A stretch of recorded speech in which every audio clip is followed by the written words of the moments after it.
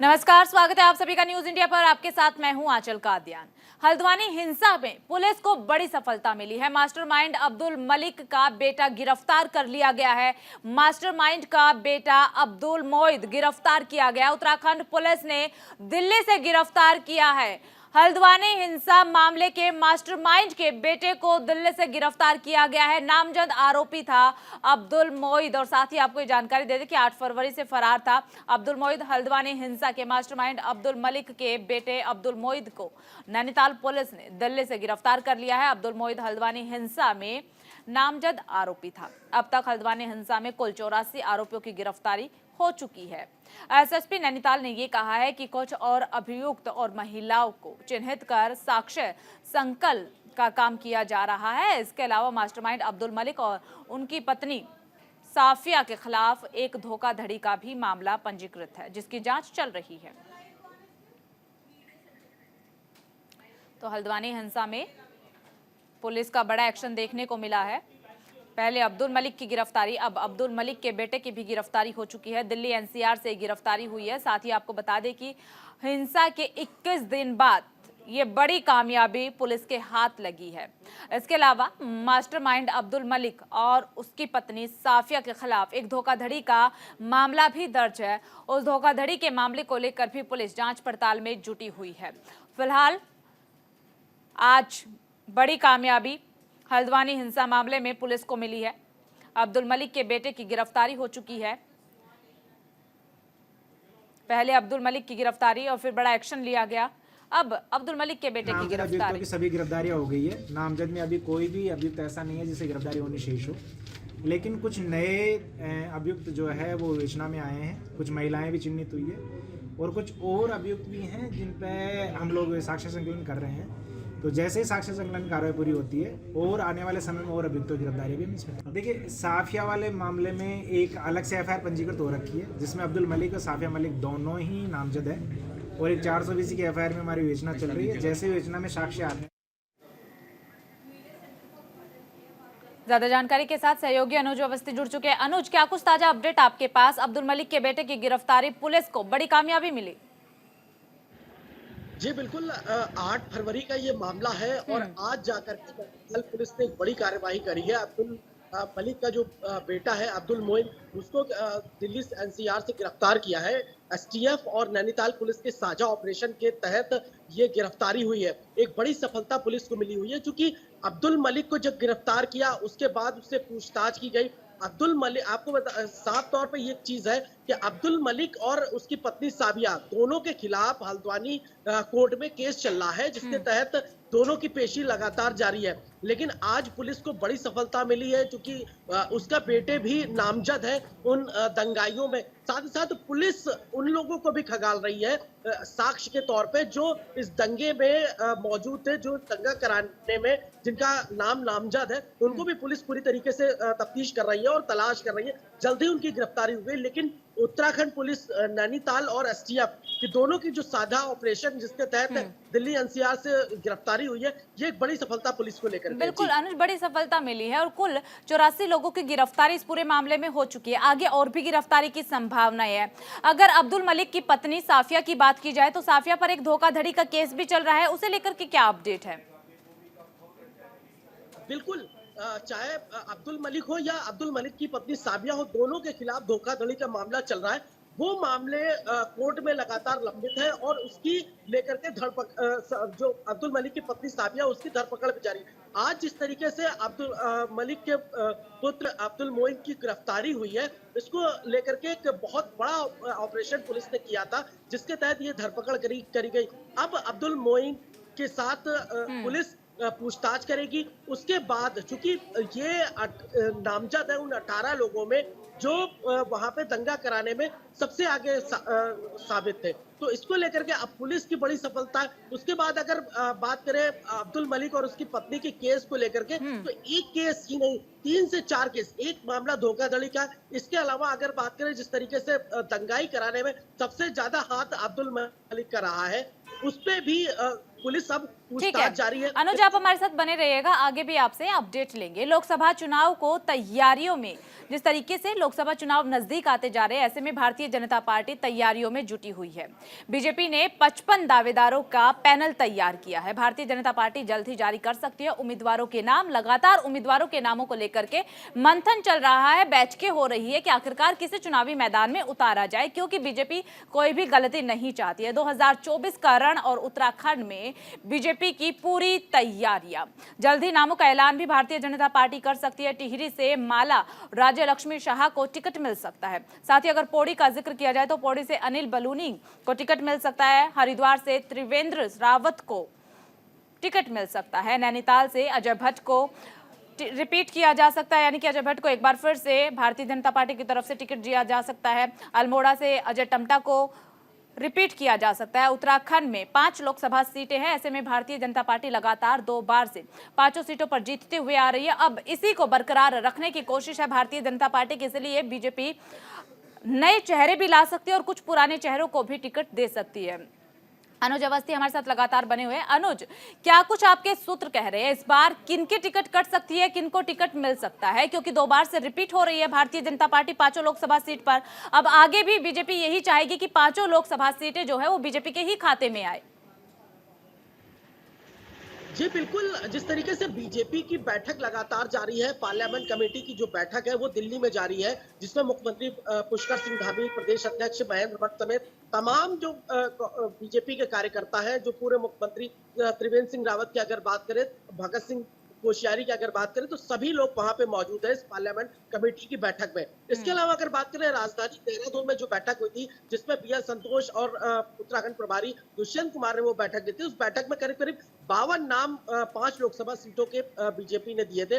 अब आला हाईकमान ये तय करेगा कि उन 52 नामों में 5 नाम किसके रखे जाए। हालांकि चूंकि 5 लोकसभा सीटें, टिहरी है, पौड़ी है, आपका हरिद्वार है, नैनीताल है और अल्मोड़ा है, ये 5 सीटों में कुछ लोगों को रिपीट किया जा सकता है जो पहले पूर्व सांसद रह चुके हैं। टिहरी से जैसे माला लक्ष्मी शाह, उनको रिपीट किया जा सकता है, क्योंकि अनुज कुछ चेहरों को रिपीट किया जा सकता है, कुछ के नाम भी कट सकते हैं। नाम किन लोगों के कट सकते हैं?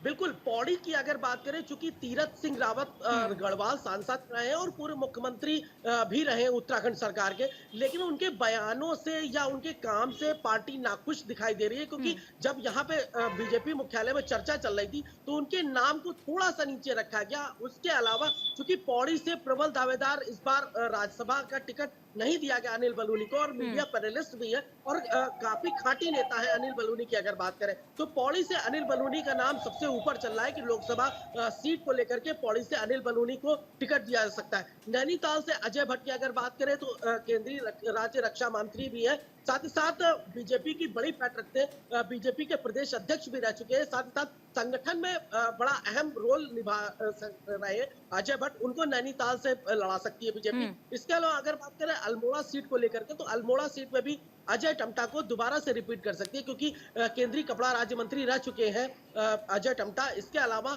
संगठन में एक अमिट छाप भी छोड़े हुए हैं अजय टम्टा, लोगों से व्यवहारिकता, चूंकि बीजेपी ऐसी पार्टी है जो संगठन से लोगों को उठा के खड़ा करती है, तो उस संगठन को किस प्रकार से मजबूत किया जाए। हरिद्वार लोकसभा सीट की अगर बात करें तो सबसे हॉट सीट अगर मानी जाती है तो हरिद्वार लोकसभा से सांसद, यहाँ के सांसद रमेश पोखरियाल। बिल्कुल अनुज, भारतीय जनता पार्टी की यही कोशिश रहेगी कि इस बार हैट्रिक लगाया जाए और इसीलिए ही चेहरों पर लगातार मंथन चल रहा है। चलिए, बहुत बहुत शुक्रिया आपका तमाम जानकारी साझा करने के लिए। यहाँ रुकेंगे एक छोटे से ब्रेक के लिए, फौरन हाजिर होंगे।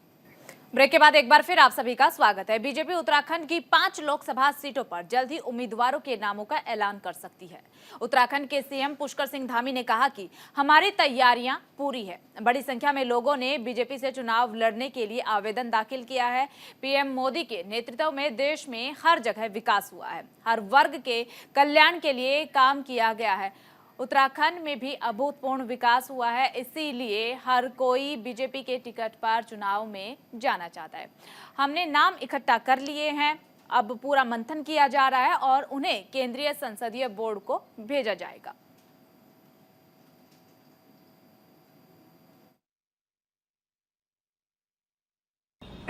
निश्चित रूप से देखिए, एक तो उनका जो आंतरिक, वो अपनी सरकार से असंतुष्ट लोग हैं और मैं समझता हूं कि उनकी पार्टी में सरकार चलाने के तरीके में कहीं ना कहीं उनको आत्ममंथन करना चाहिए कि आखिर उनके विधायक क्यों जा रहे हैं, उनके नेतृत्व से क्यों नाखुश हो रहे हैं।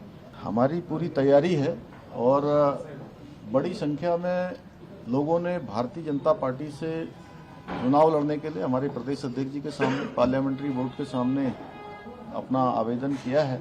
और हमारे आदरणीय प्रधानमंत्री मोदी जी के नेतृत्व में जिस प्रकार से पूरे देश के अंदर आज विकास चारों तरफ हुआ है, गरीब कल्याण की योजनाएं चली हैं, गरीबों के लिए योजनाएं बनी हैं, नारी शक्ति का उत्थान हुआ है, नारियों के क्षेत्र में अनेक योजनाएं बनी हैं, अनेक सारे देश के अंदर ऐसे निर्णय लिए गए हैं जो देश की आज़ादी के बाद कभी नहीं हुए। नौजवान युवाओं के लिए रोजगार हो, स्वरोजगार हो, अन्य क्षेत्रों में उनको आगे बढ़ाने का काम हुआ है, किसानों की समृद्धि के लिए काम हुए हैं, हर वर्ग के उत्थान के लिए प्रधानमंत्री जी के नेतृत्व में काम हुए हैं। और उत्तराखंड में भी अभूतपूर्व रूप से उत्तराखंड का विकास आगे बढ़ा है। और चलिए अब आपको ग्राफिक्स के जरिए दिखाते हैं कि भारतीय जनता पार्टी की कितनी तैयारी है। जल्द ही उम्मीदवारों के नामों का ऐलान संभव है। बीजेपी नामों को लेकर के लगातार विचार विमर्श कर रही है। सभी 5 सीटों का जीतने का लक्ष्य भारतीय जनता पार्टी ने रखा है। 5 सीटों के लिए 55 दावेदारों के नाम आए हैं और लोकसभा चुनाव की तैयारियों में लगातार भारतीय जनता पार्टी जुटी हुई है। भारतीय जनता पार्टी हर एक नाम को, हर एक चेहरे को लेकर के लगातार मंथन कर रही है, क्योंकि बीजेपी का जो लक्ष्य है वो है कि पांचों की पांचों सीटें इस बार बीजेपी के खाते में जाए। इसलिए 5 दावेदारों का पैनल तैयार किया गया है लोकसभा चुनाव को लेकर के। अब ये पैनल पूरी तरीके से विचार विमर्श करेगा आगे की क्या कुछ तैयारियां रहने वाली, किस तरीके से किसका नाम अब आगे आएगा, क्योंकि 5 दावेदार सेलेक्ट करने हैं, 5 वो चेहरे जो कि जीत हासिल करवा सके। क्योंकि बीते दो टाइम से हम देख रहे हैं कि भारतीय जनता पार्टी लोकसभा में जीत हासिल कर रही है। अब ऐसे में बीजेपी की कोशिश यही कि इस बार भी लोकसभा चुनाव में 5 सीटें बीजेपी के खाते में ही जाए। तो वहीं खबरों में आगे बढ़ते हैं। उत्तराखंड विधानसभा के बजट सत्र का आज चौथा दिन है। कांग्रेस विधायक प्रीतम सिंह ने लोकायुक्त लाने की मांग की है। उन्होंने ये कहा है कि राज्य के हर मंत्रालय में कोई ना कोई घोटाला हो ही रहा है। सिंगल विंडो सिस्टम से भी भ्रष्टाचार हो रहा है। बीजेपी पर निशाना साधते हुए प्रीतम सिंह ने कहा कि बीजेपी के पास कौन सी वॉशिंग मशीन है जिससे कि सारे भ्रष्टाचार धुल जाते हैं। मैं भ्रष्टाचारी नहीं हूं जो मुझे बीजेपी की वॉशिंग मशीन की जरूरत पड़े।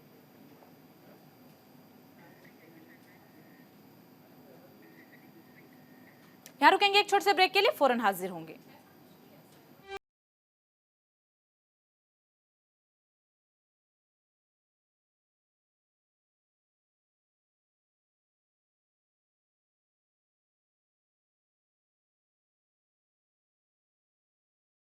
फिर आप सभी का स्वागत है। लोकसभा चुनाव का बिगुल बज चुका है। बस उम्मीदवारों के नामों का ऐलान होना बाकी है। उत्तराखंड में 5 लोकसभा सीटों पर चुनाव होना है, तो वहीं पर नैनीताल में किसको टिकट मिल सकता है। इस बार नैनीताल में वर्तमान में सांसद अजय भट्ट ने क्या कुछ कहा है, ये आपको सुनवाते हैं। जाते हैं उस सेवा का काम ही। हमारी तैयारी तो जनता पर है, काम कर ही रहे हैं, हमारी सरकार कर रही है, हम कर रहे हैं, सारे लोग कर रहे हैं, सबसे मिलना जुलना है, स्नेह है लोगों का। बाकी तैयारी तो हमारी पार्टी की ये होती है, जिस दिन चाहे चुनाव जीते या जीतने से रह जाए, उसके दूसरे दिन से ही हम सेवा पर लग जाते हैं। उस सेवा का काम ही हमारी तैयारी होती है। ये सब सेवाएं तो हैं, जमरानी की मांग थी, ट्रेन की मांग थी, एम्स की मांग थी, और यहाँ पर सड़कों की मांग थी, रोपवे की मांग थी, जगह जगह बाईपास की मांग थी। 1100 करोड़ का अभी हम रुद्रपुर वाला बाईपास ले आए हैं। हॉस्पिटल की मांग थी, इतना बड़ा हॉस्पिटल हल्दू चौड़ में खड़ा हो रहा है। यहाँ पर कैथ लैब की मांग थी, कैथ लैब पहली बार इतिहास में यहाँ लागू होगी, कोई छोटी मोटी बात नहीं हो रही है। और जो हमारी मेट्रो ट्रेन चल रही है उसके बारे में पूरे तराई क्षेत्र में हमने उसका एस्टीमेट बनने को, उसका सर्वे होने को दे दिया है। चलिए खबरों में आगे बढ़ते और बात रुड़की की कर लेते हैं। रुड़की में वरिष्ठ अधिवक्ता संजीव कुमार वर्मा ने पुलिस कार्यशैली पर सवाल खड़े किए हैं। उन्होंने पत्रकारों से बातचीत करते हुए कहा कि पुलिस बिना ही तफ्तीश के मुकदमा दर्ज किए जा रही है, जबकि वास्तविक लोगों के मामले जांच के नाम पर लटका दिए जाते हैं। उन्होंने ये भी कहा कि उन पर गंगनहर पुलिस ने एक ऐसा मामला दर्ज किया है। पुलिस अधिकारी अपने कार्यशैली में सुधार रखे और पीड़ित को न्याय दिलाते हुए आरोपियों को सलाखों के पीछे भेजे। झूठे मुकदमे दर्ज करने से पुलिस का भला नहीं होगा। साथ ही उन्होंने लोकसभा चुनाव लड़ने की भी जानकारी दी है और जल्द ही सीएम आवास तक पैदल यात्रा भी निकालेंगे।